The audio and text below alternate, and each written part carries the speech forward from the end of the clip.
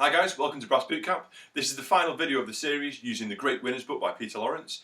This video covers the pieces that go past grade 5. So after you've passed your grade 5 exam, there's 3 more pieces in the book which I always use to sort of bridge that gap between grade 5 and grade 6. The first piece is Star Trek: The Next Generation. In a previous video we've covered the Star Trek theme, which is just above it in the book. So the Next Generation theme is quite a tricky one, this, so let me just quickly talk you through the piece. Let's talk about the theory, let's talk about all the information, and then I'll play you bits of the pieces and give you some top tips on how to play it more efficiently. So we've got the introduction, which is the first 2 bars. That is in 4/4 time signature, so nice and easy, just count to 4.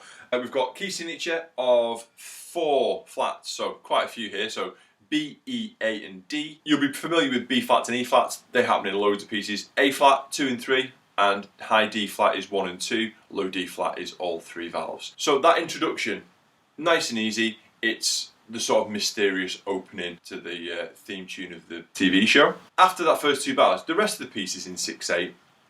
So we've got our nice 1 under, 2 under, 1 under, 2 under, 2 beats in the bar, 6 quavers split over 2 groups of 3, so 3 out of 3 is 6, 1 under, 2 under, 1 under, 2 under. Not much new is here. If you look through the rest of the piece, the amount of key signature changes is significant, and also the amount of big intervals there's quite a lot of those as well. The first 3 lines basically are in 4 flats, so B, E, A and D, so just watch out for those. There's also some G flats, accidental, so G flat is the same as F sharp, so that's second valve. Once we get to bar 19, the key signature changes and we go into no sharps or flats. So in some ways it's much easier, no sharps or flats. The big intervals still appear though in that section too. Bar 27, back into 4 flats, same as the beginning, it's pretty much the same tune as well. And then in bar 34, we go into 3 sharps, so that's F sharp, C sharp and G sharp. Again, you should be familiar with those by now as well. F sharp, second valve, C sharp is 1 and 2, or low C sharp is all 3, and then G sharp is 2 and 3. And then the final section of this piece, from bar 42, we're in 2 flats, so B flat and E flat. So what are the other difficulties? You've got these really big intervals to think about. So your tor to teat positions, so spanning those big intervals, getting your tongue position right so you're not mispitching and splitting these notes. Like I've said in many other videos, when you're doing these big intervals, try not and change your airspeed as much as you can, because if you're changing your airspeed and changing your tongue position, the chances of you splitting these notes are quite high. But if you can keep one of those things the same, then you're only thinking about changing one thing, so that cuts the split note and mispitching chances down by a significant margin. So let's hear a bit of this. So I'll play you the little introduction to start with. So mysterious sounding, nice tonguing still, because it is a sort of military themed piece, isn't it?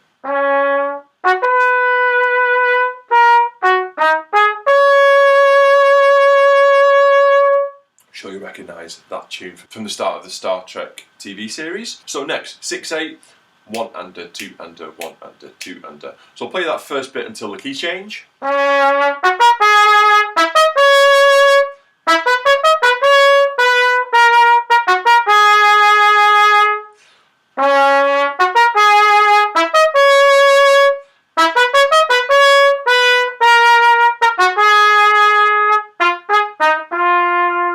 So just in the last bar of that section, you've got duplet quavers. Some of you might not have come across these before, but all that means is we're in our 2 beats in the bar. Instead of it being 1 under, 2 under, 1 under, 2 under, we just play normal quavers as though it was 2/4. So instead of 1 under, 2 under, we play 1 and 2 and 1 and 2 and. So you should be able to hear the rhythm change between 1 under, 2 under, 1 under, 2 under, 1 and 2 and 1 and 2 and. Just for that 1 bar, we've got those duplet rhythms. There's a few duplet rhythms happen near the end of this piece as well, so just watch out for those. Nice little rhythm exercise. Switch between the 6/8 and the duplet rhythms after each other.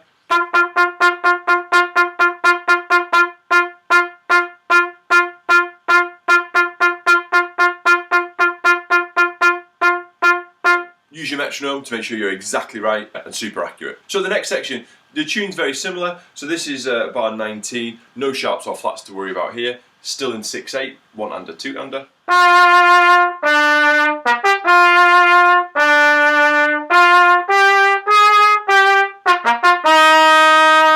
Nothing much to say there. Again, make sure you're counting right, make sure you're tonguing in the right style. The next section is back to 4 flats again.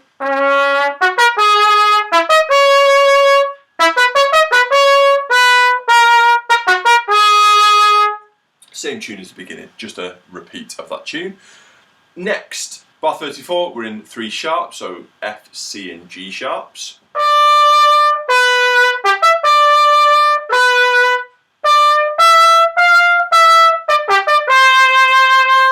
It's the same tune, we're just going through these various different key signatures. Last little section in 2 flats. This is from bar 42.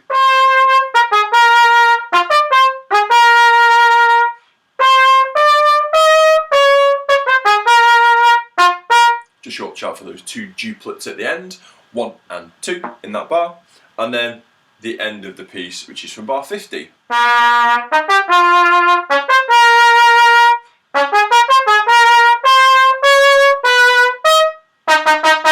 Nice proud ending.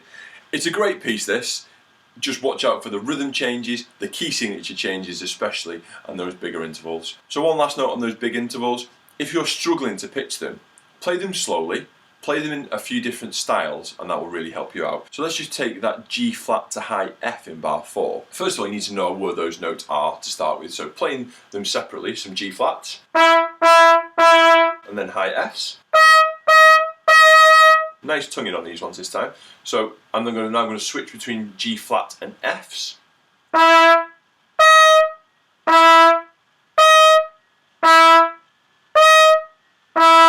So notice there's a little gap in between. That just gave me a chance to reset my tongue position in between notes. So I was going tor and then T, tor and T. So now you can practice slurring between those notes, just so you're reinforcing where your tongue position is. So G flats to S.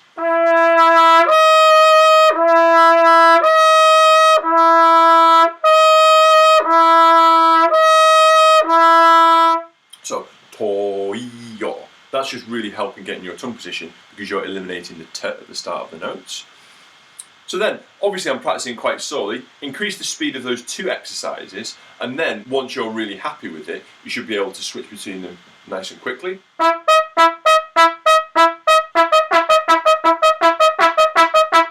When you're changing between these intervals really quickly, try and do most of the work with your tongue position, your to to your t.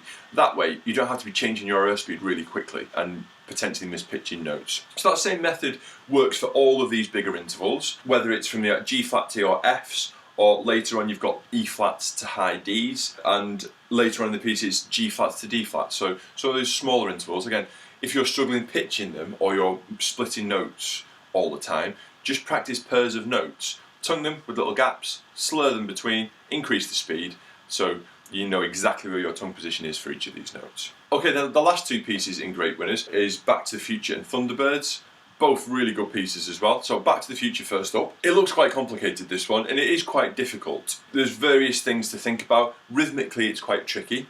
You've got lots and lots of different rhythms. You've also got big intervals, and you've also got quite a lot of accidentals too. So I'll try and break each one of those things down when I'm playing you each of the sections and give you some tips on how to practice it. The first line of this piece, I always feel it's like the introduction, and if you've seen the film, then this bit of the tune tends to be slightly slower than the rest of the piece, although it doesn't say it on the music. But again, you can practice it in both ways, and then you can make your own musical decision and see which way you like to play it. Let's hear the first line. Lots of different rhythms.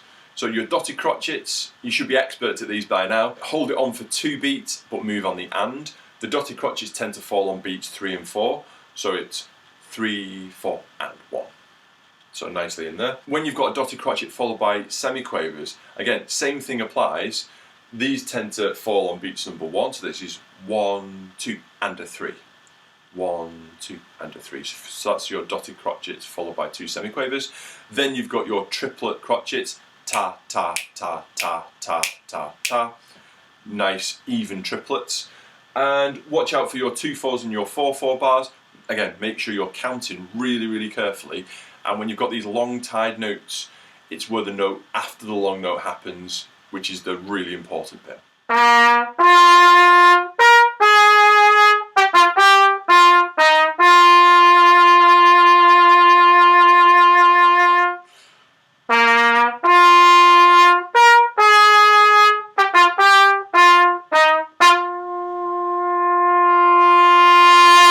So you've got that forte piano, that's really controlled air required for that note. So you're going,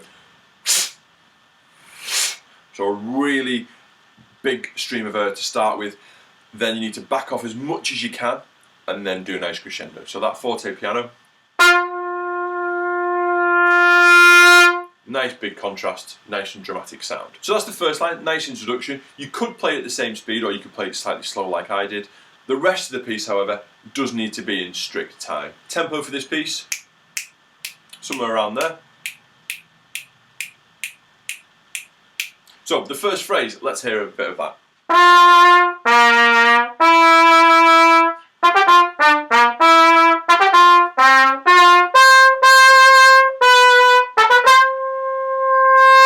So again, those phrases finishing with that forte piano, nice crisp tonguing, really proud sounds. So this next little section is quite a tricky one. You've got big intervals, it's quite fast, and you've got all those slurs. I would advise practicing the slurs separately. So this is from bar 15, from the second quaver. Really tricky, that one. So tongue position, ta o I. But like I said in many of my other videos, if you practice it exactly like that, the flow of the music is going to be lost. So whenever you've got a difficult little passage, always add one extra note on as well. So I'll play it again, but I'll add the next note on as well. And then it links nicely to the next phrase and there's no sort of big musical void in the music. So I'll carry on from that slurred bar and I'll play through to the next phrase.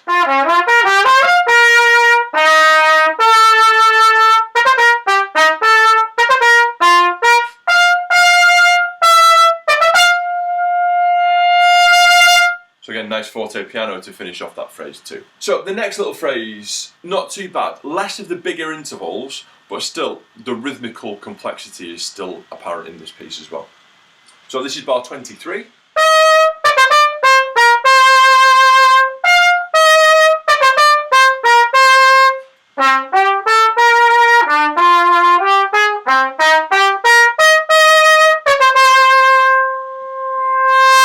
Okay, slightly odd musical marking on that last note, which is in bar 29 and 30.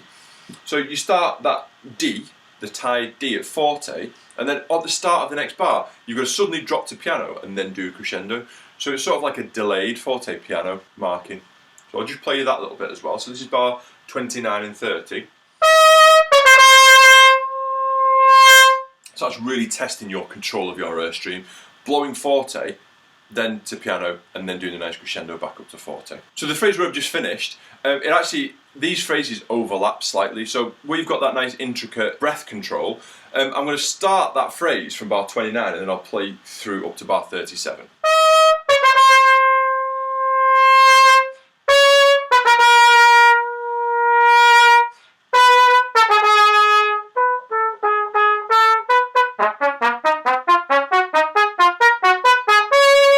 So just watch out, you've got that nice sequence going down from bar 29 with the same dynamic contrasts every 2 bars. So you've got your forte and then piano, forte and piano. Make sure you're getting that nice contrast between and the nice quality in sound and breath control.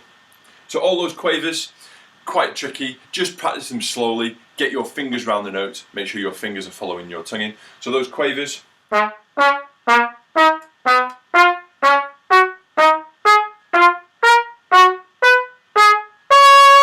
Again, add in one extra note on to make sure the phrases always link together. One note on that section as well. There's loads and loads of flats, so just watch out for those. If you need to mark them in underneath the notes, what fingers to press down, really useful. Just helps you eliminate one thing to think about. So E flat, second valve, and D flats are 1 and 2. You've got C flat, which doesn't happen very often, that's second valve.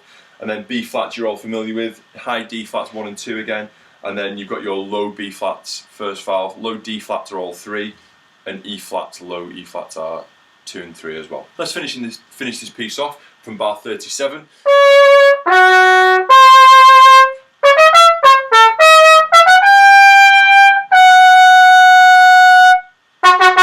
So some high notes there at the end. High A's are 1 and 2, and A flats are 2 and 3. Nice controlled airflow, really fast. nice T position, as clear as you can, try not to squeeze on those high notes as well. So the last piece is Thunderbirds. I think this is slightly easier than Back to the Future because the intervals are slightly less dissonant and slightly smaller as well, so it makes it much easier. So let's talk about the theory of this one quickly as well. So one flat in the key signature. It's a march in 4/4, so again, because it's a march, we're going to be tonguing everything slightly harder than we normally would. In this piece, there's a few things about the DS's and codas and repeats which you need to talk through quickly. So we've got a repeated strain near the bottom of the piece, so we're going to play that repeated strain, first and second time bars, watch out for those as well. And then the DS goes back to that repeated strain, and then we take the coda. All the way up to that DS sign, it's all really in a marching style, and then that bit with the repeats and the codas and stuff, that's in a more legato, smooth style. So let's play a bit of the beginning, and I'll talk you through some things in this piece. Nice accented notes, you'll notice at the beginning, and really accurate rhythm and tonguing.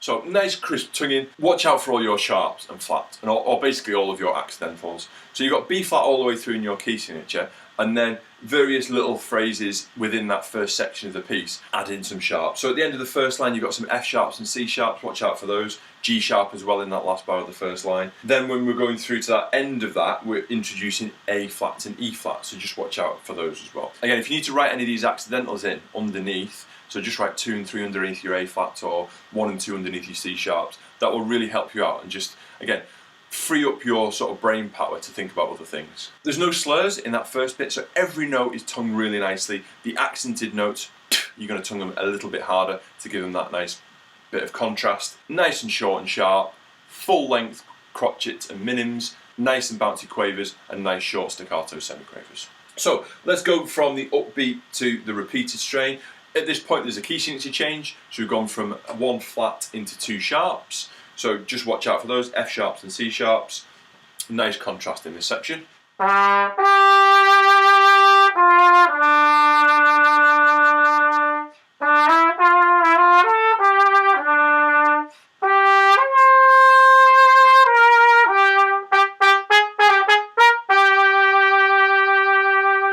So nice and smooth, and then a nice contrast when you get those accented notes at the end of the phrase. So I'm going to carry on now from after the second time bar, from that D octave leap, in the same style.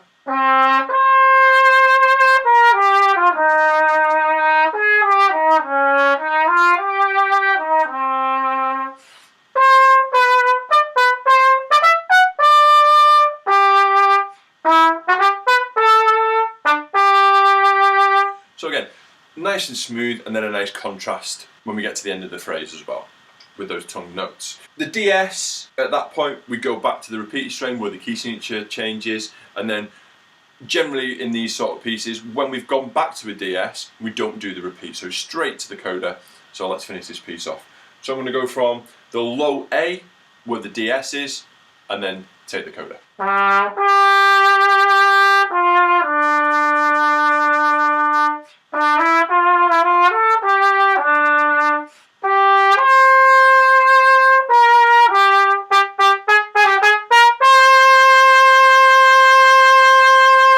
So that's pretty much it from Great Winners.